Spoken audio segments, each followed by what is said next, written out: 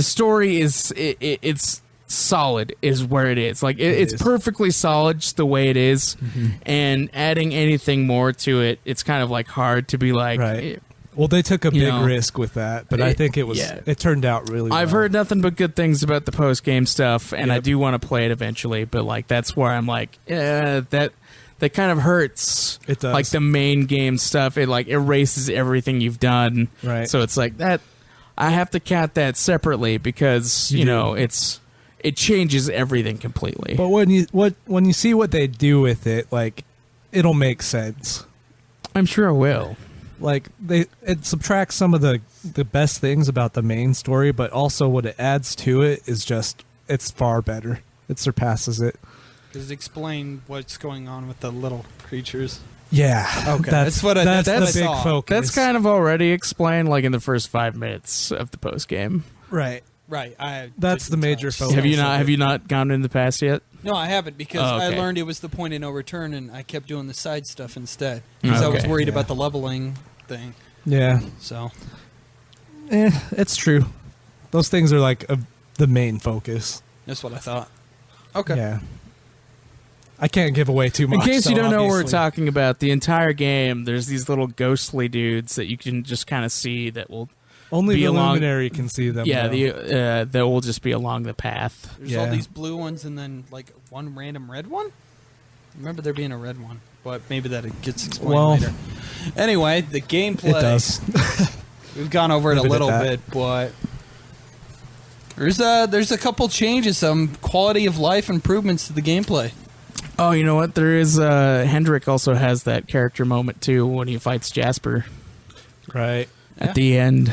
Yeah. And Jasper kind of gets some redemption too. Like you can see his motivations. His motivations, I think, are the weakest part. They're weak. They're pretty. They're pretty. I don't like Jasper. This game has great writing, except for Jasper has really weak motivations.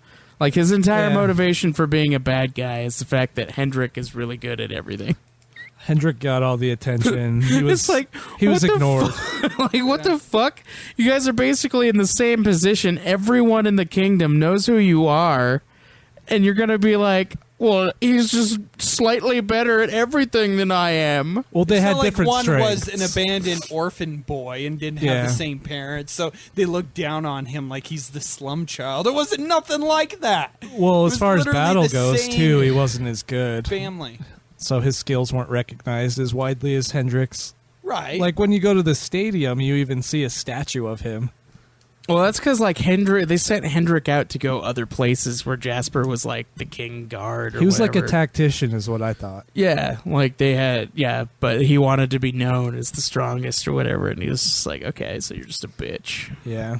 Well, that's why he went down a dark path, so he could do it the cheap way. Yeah, so he becomes a demon. Yep. Yeah, that was kind of weird. Still loses because he's pathetic. Yep.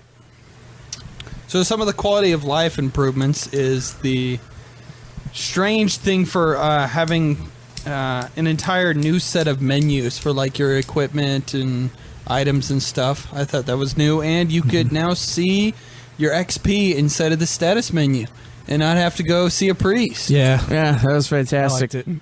That was good. I think my favorite aspect, though, is the fact that you can reset your skill points at any time and then just place them somewhere else, so you can switch out like what kind of battle style you think you'll want. Exactly. Oh, And that's that way one you thing. can just manipulate it for the next boss fight and then switch it back again. Yeah, essentially, yeah. That was one thing I was going to bring up. Like when the world changes and Yggdrasil crashes down, like you have to switch up the way you play the game because of the party members that you get.